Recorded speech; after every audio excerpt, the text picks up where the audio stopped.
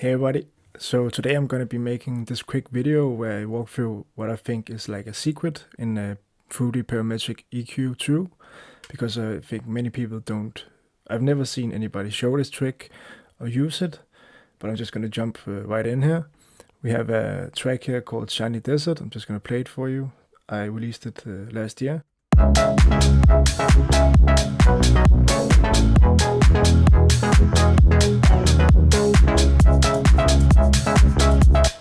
And through the EQ, I have this plug. And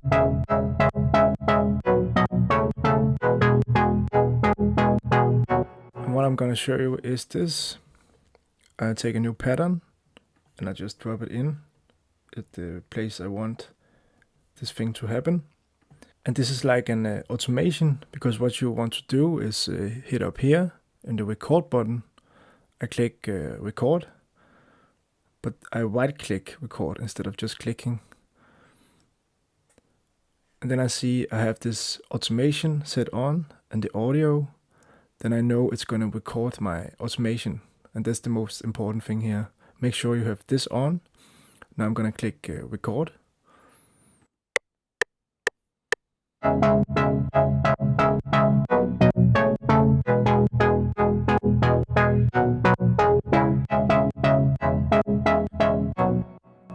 Alright, so you saw I just did some movements here on the parametric EQ.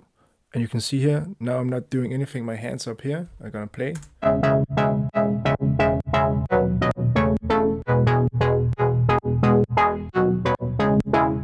So this is a really cool effect if you just want to automate your own EQ. And this, you can apply it in so many ways. But there isn't one best way to use this. But for instance, I used it here like an effect.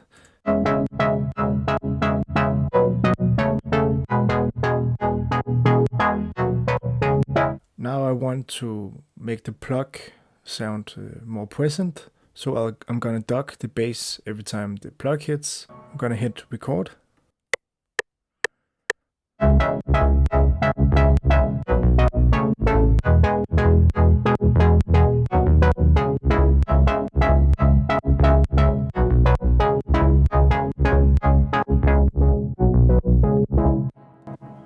So you can kind of match the rhythm of the plug just by using your hands. You're kind of mixing live. And now I'm gonna play again, and then it's gonna be like this.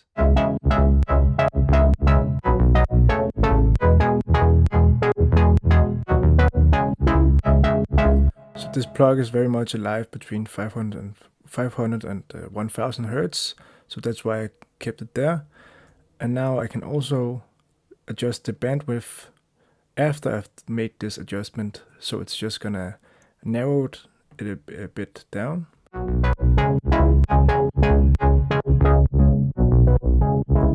And this is a really powerful trick, and I don't think I've ever seen anybody show this trick. If you use Pro Q3 or Pro Q4, you can do the same trick, but it's more automatic. If I should set up this with Pro Q3 or 4, I could have one channel of the bass having the Pro Q, and then I could sidechain it to the lead, and then I could make a specific frequency area duck every time the lead sound would play. And this technique works with almost all plugins, but I'm just showing you a very natural way to do this, where you can automate the things yourself by hand in the way you want. And it can also introduce some more natural things and not make everything so robotic in your way of mixing. So yeah, I hope you're gonna check this trick out. It's a powerful trick. There's so many ways to use it. I'm just showing a quick way of using it for an effect or using it as a way of mixing. And there's so many ways to apply this. You can also use it like a sidechain, just duck the whole bass every time a kick hits. You can also filter a part of the mids every time the vocal would hit. If I want the vocals to stand out more, for instance, for not having the bass interfere that much, let's say I'm using the bass here.